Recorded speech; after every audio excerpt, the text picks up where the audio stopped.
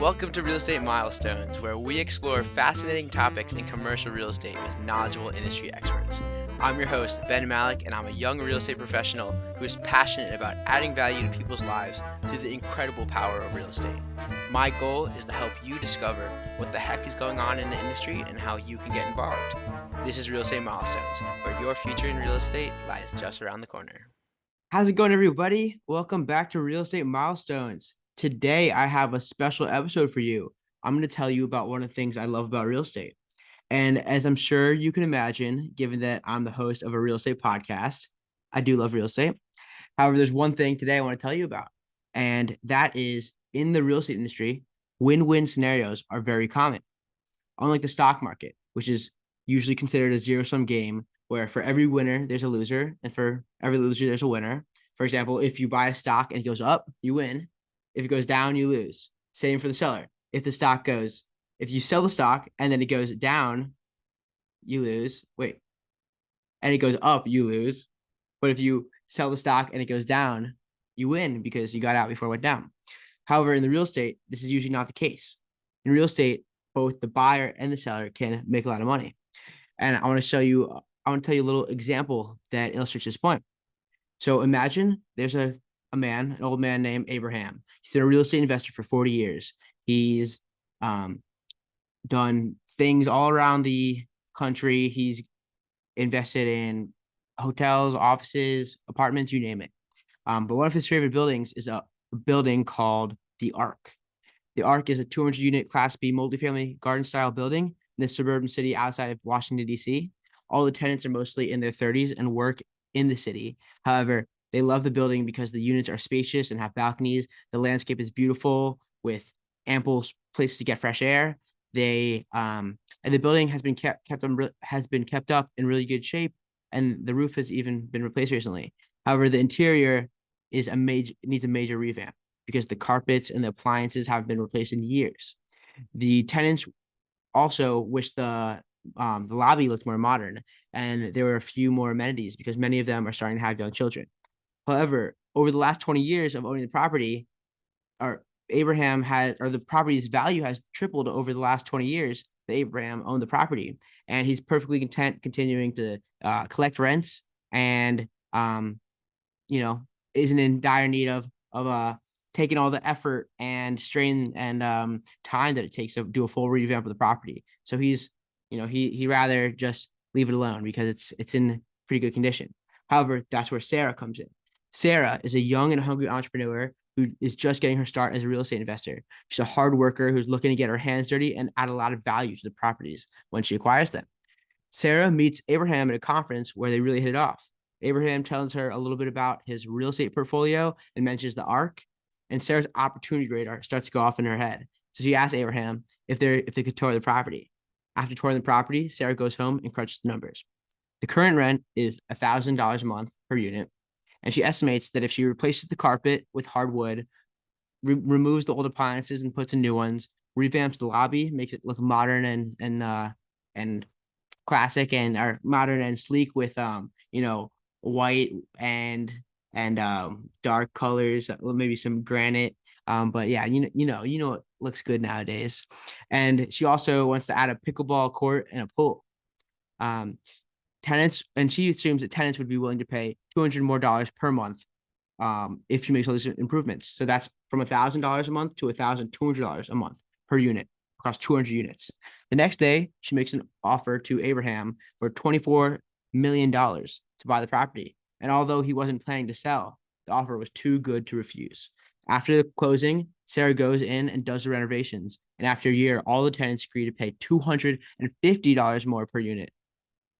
And that because all the improvements are exactly what they wanted. So I'm going to break down this example. If you're watching this on YouTube, I'm going to share my screen so you can see my really simple Excel model. But if you're not, if you're listening on audio, it will make perfect sense by how I explain it. Okay, so there's 200 units and the cap rate is 5%. We'll explain what that means if you don't know later. But the in-place rent, $1,000 a month per unit, and the in-place expenses are $500 per unit. So if you divide 1,000 if you subtract 500 from 1,000, they'll get $500 of NOI, which is the net operating income of the property. And if you do that per year, it's she would be the in-place rent will be 200 or $2.4 million per year. The expenses 1.2, and the NOI would be $1.2 million per year. So the way that you calculate the values of real estate properties are you take the NOI, which is $1.2 million, and you divide that by the cap rate, which in this example is 5%, which will get you to $24 million.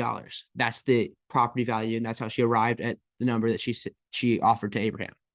And the reason why, and so I guess in a way, so just quickly, what a cap rate means is that a cap rate is essentially I mean, if you think about it literally, $1.2 million would be 5% of $24 million. So if you did no renovations to the property, your return on investment would be $5, because that would be the percentage of the income relative to the property value, right? So every year you get 5% of the value of the property. And so that means if there's no inflation, all things being equal, that means it would, I guess you get 5% a year. For how many years would that take to get to 24 million? I guess if you take 100% and divide that by 5%, boom. Yeah, okay. It would take you 20 years at 5% to get the whole property value back of $24 million. So that's, and the way you get a cap rate is by you look at the values of the properties around, in the near vicinity. You find comparables like in single family, and you'll say that, okay, that property over there had blank NOI, blank income. And so what percentage of that income was out of the value that property sold for, what percentage would that income be? And so in this case, it'd be 5%. So that's how we got the cap rate. And then she estimates the renovation cost to be $5,000 per unit, and that would result in a $200 rent premium. But in this case, actual one ends up being 25, which is how it works in this example. So the total renovation cost would be $1 million, and the total cost, so the cost that she paid for the property, and that the renovation cost would be $25 million. So then after rent premium, the rent would be $1,250, and the new NOI would be $625 per unit, which totals to $1.5 million per unit. So then when you apply the cap rate, $1.5 million per year for the whole property. So when you apply the cap rate of 5%, you'll get $30 million for the property value after renovation. And then that means her return on investment is 20%. And so the reason this is a win-win scenario is because Abraham was not willing to do the renovations because he was tired. He was ready to retire. He didn't feel the need to do that. But Sarah was, right? So she was able to offer the fair market price to Abraham, and he's perfectly happy. He's made tons of money. He's tripled his money since owning it. And so he's happy. And Sarah's also happy because she gets to put in some hard work, do her business plan. She projected what she's going to do to literally add value. She does that value add plan. She adds the value, and then people are willing to pay her more per month. And she instantly creates value for herself by increasing the property value and for the customers. So not only is it a win-win between her and Abe, because they both got what they wanted, they both got a return on investment. It's a win-win between her and her tenants because they both got what they wanted as well. So that is something that I think is not similar in the stock market. The value created is hopefully from the and I guess hopefully from the chief executive officers and the rest of the C-suite in the company. We hope they create value, but the probability of them creating value is already baked into their stock price, because that's what the analysts do. They say, oh, we think that the value is going to be this in this many years because the income or the profit or revenue is going to grow by this much just over time. And by the time you invest, all of the information, all the projections are already reflected in that stock price. In this scenario, that's not the case, because while we know that, in reality, sometimes sellers will want you to pay them a little bit more than the value of the property because they know that you're going to make money off of it. However, you're not going to buy the property unless you're making money. You're going to make money off of it, or you assume you're going to make money off of it. And the seller's not going to sell it unless he's compensated for the fair market price of the property. So yes, there's a lot of other. This is a very simplified example. There's no debt assumptions. There's right. You're not paying interest. There's I mean, if you put that in, most likely the returns are going to look even more attractive. But and it also does not account right for all the risks that might happen, such as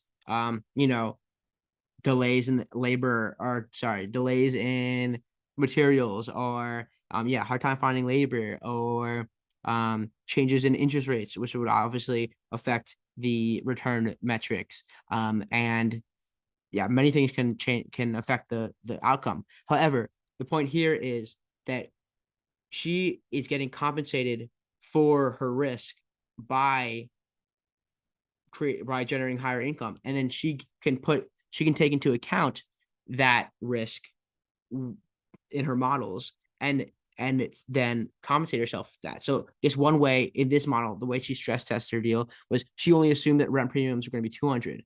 However, they end up being 250 because she was conservative in her assumption on what the rent premiums would be. And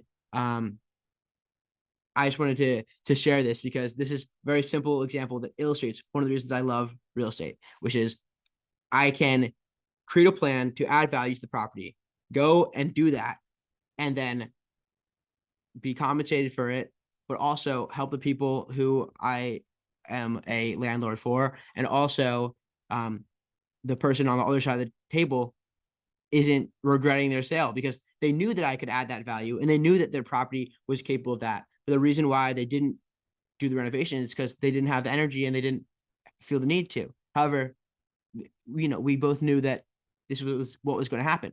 So at the end of the day, that's one of the reasons why I love real estate, and one of the reasons why I think it's such a powerful source of wealth generation, because obviously you can have some sizable returns on investments, but also that I feel like I can help people and improve people's experience, and by improving the place that they live in every single day.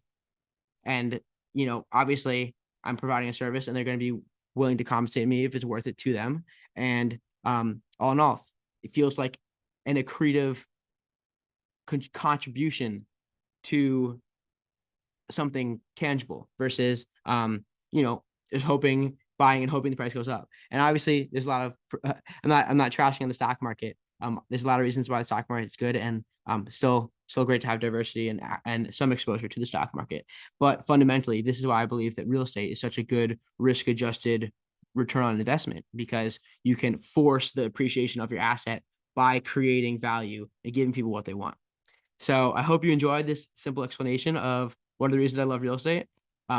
If you like it, please let me know and maybe leave a 5-star rating and review on Apple Podcasts, and maybe write a little review. Tell me that you like this. And I guess if I get a couple of those, I'll make another little video of another reason why I love real estate.